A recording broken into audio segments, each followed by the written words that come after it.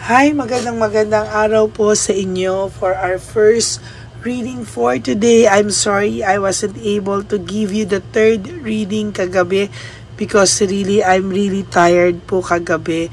But tsaka medyo nag-exercise po ako para kahit papano naman ay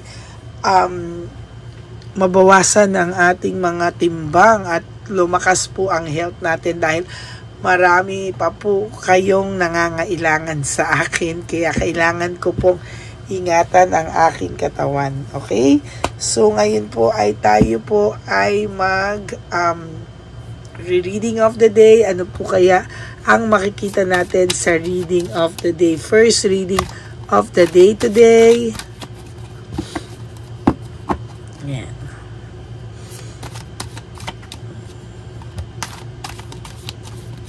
Okay. Pili po tayo ng 10. Ayusin ko na po yung camera. Yan. Pili po tayo ng 10. So, 1, 2, 3, 4, 5, 6, 7, 8, 9, and 10.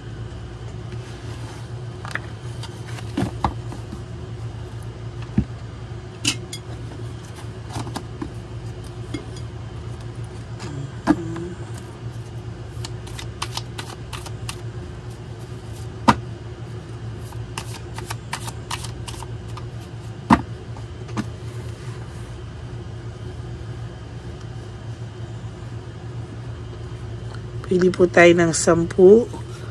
1, 2, 3, 4, 5, 6, 7, 8, 9, and 10.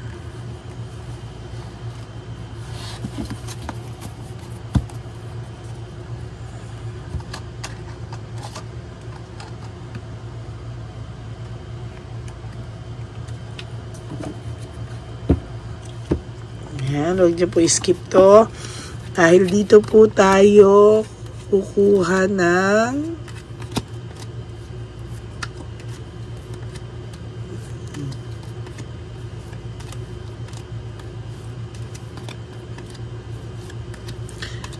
connection.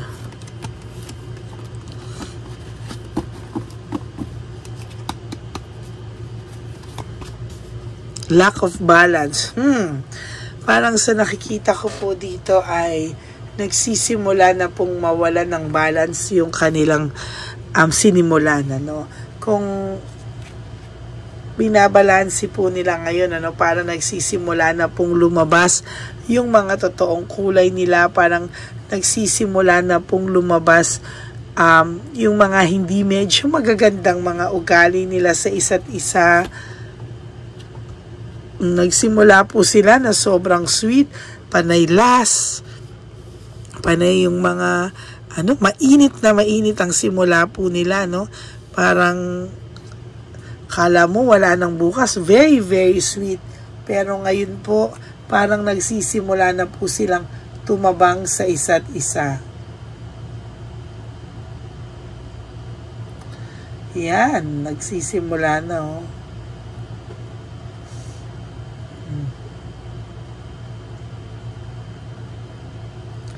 Parang ngayon nagsisimula na silang manlamig or nagsisimula na nga po silang tumabang sa isa't isa.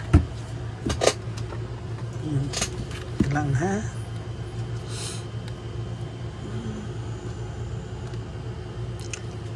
Ayun, teka.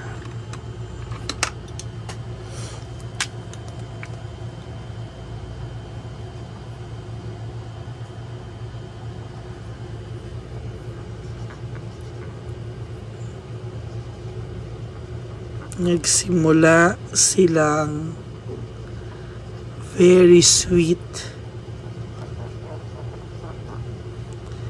pero ngayon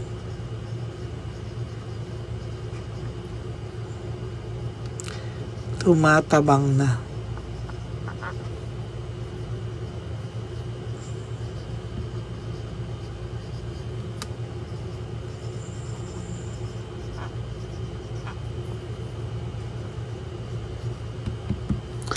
Pero ngayon nagsisimula ng tumabang ang samahan nila.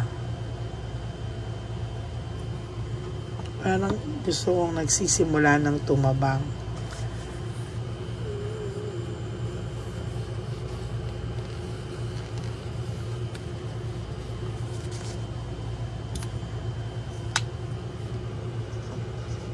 Nagsisimula ng tumabang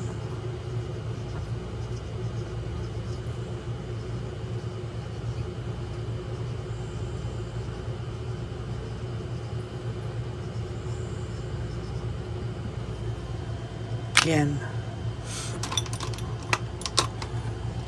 Nagsimula silang very sweet, pero ngayon nagsisimula ng tumabang ang samahan nila.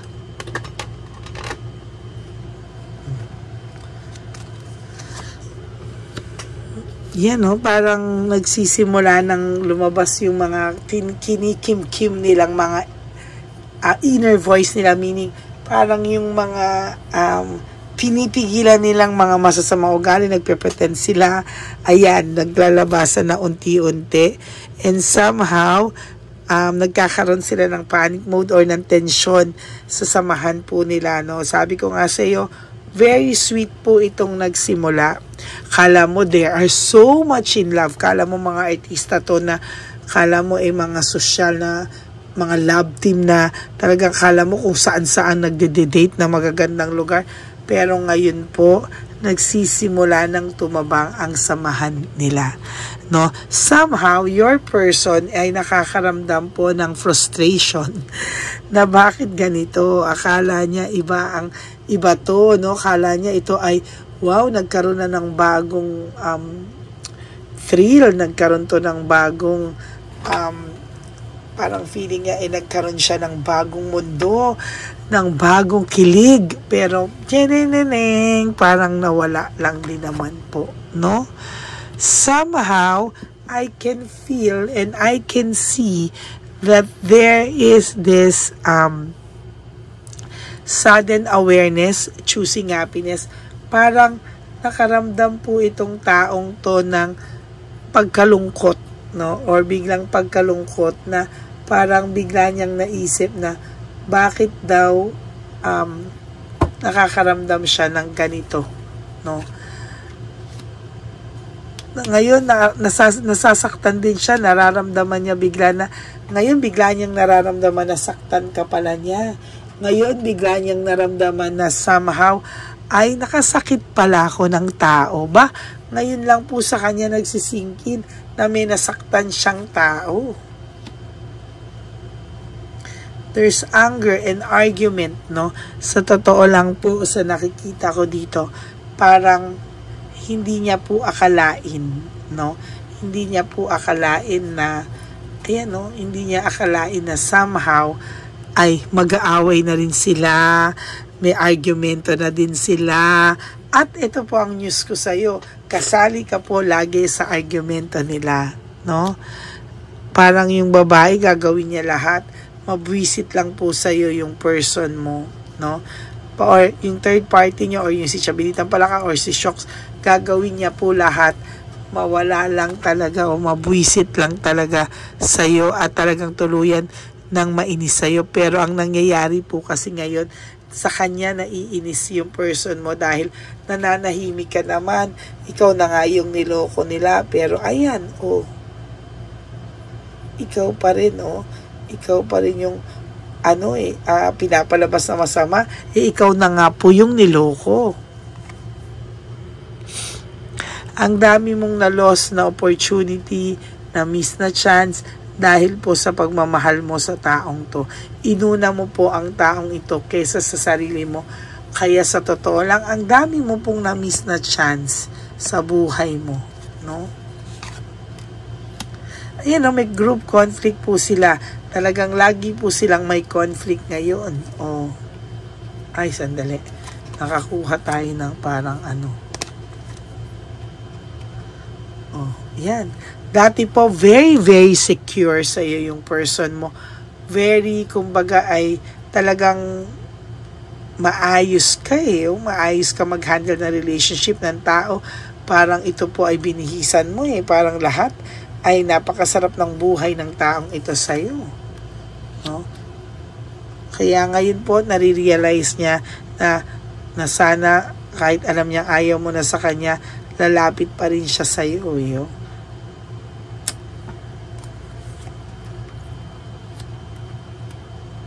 Ngayon po, panay, inamimiss niya po yung samahang meron kayo. Ngayon kasi panay conflict sila at saka lack of support.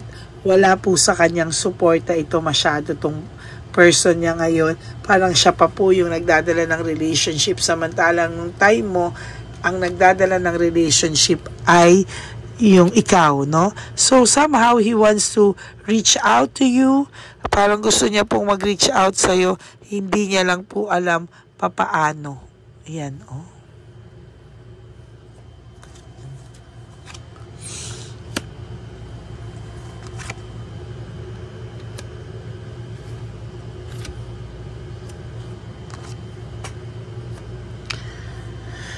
At isa pa po, meron din ako nakikita dito na somehow ay dissatisfied siya sa buhay niya ngayon. Lack of inner joy. Meron siyang meron ako nakikita dito na somehow gusto niya ng peace of mind. Gusto niya ulit magkaroon ng say sa buhay mo. Pero ngayon po, inahanap niya yung totoo. Hindi niya po kasi alam kung meron ka na ring iba, ayaw mo na sa kanya. Dahil alam niya po na nalaman mo na lahat-lahat tungkol sa kanya, sa kanila, at naging rude din po siya sa iyo. So somehow, iniisip po nito na somehow ay hindi niya po alam saan siya ngayon sa iyo. Nasaan siya ngayon sa puso mo. Kaya gusto niya man mag-reach out, hindi niya magawa. Wala siyang peace of mind. Araw-araw po maiisip mo tong taong to because naiisip ka rin po ng taong ito. Okay? So that's it for your first reading for the day. Nagsimula sila very sweet, pero ngayon nagsisimula ng tumabang ang samahan na meron sila. Yan, no? So for those of you po who wants to know if this energy is for you, you can message me po at Lady Lee Elena. That's my only official and legit FB account. Diyan nyo lang po ako pwedeng makontak. And I do hope na magpabook kayo ng personal and private reading for you guys to know, mga kapatid, kung ito po ay para sa inyo. Because this is a general reading, no? So, yan po. And please, sana po, no skipping of ads. Tulong nyo na po yan sa ating channel. Okay? And for those of you who wants to give me a super thanks, I would really, really love and appreciate that from the bottom of my heart. Yung donation na po nyo na yan sa super thanks ay mapupunta sa ating mga charity po. Maraming salamat po sa aking ever loyal and ever solid mga Lady Elena friends, family, and subscribers. I love you all from the bottom of my heart. And lagi nyo pong tatandaan yung aking payo sa inyo na life is too short. Don't make it shorter by stressing yourself from all the pains and heartaches na bigay sa inyo na kahapon. Just surrender everything to the divine universe. Just let go and let God write your life and love story. I will be back for another set of reading, our second reading for the day. But I do hope na panood nyo na po ito. At yung kagabi, yung first and second reading kahapon. Sana po napanood nyo na po yun para naman po hindi sayang yung ating mga nalalabas na susubaybayan nyo po yun. At i-hit nyo po yung bell para po lagi kayong updated sa ating mga bagong videos. Okay? God bless you everyone. Have a happy Wednesday ahead of you. Huwag po kayong malulungkot.